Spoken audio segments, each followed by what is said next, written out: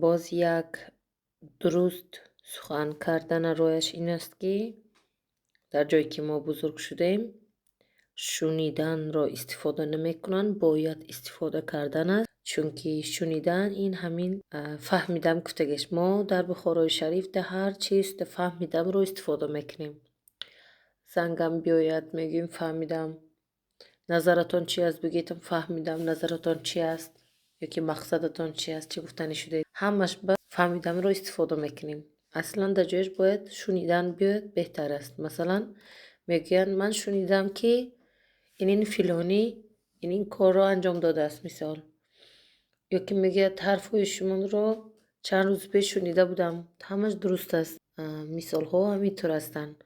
باز یک همون مقوله که میگن شنیدن کی بود مانند دیدن، یعنی معناش که یک چیز فهمیدگی کتی تو نبینی باور نکنی، یا که دیدن یا که گوش کردن یک چیز شنیدید که یک چیزی دیدن کتی فرق دارد.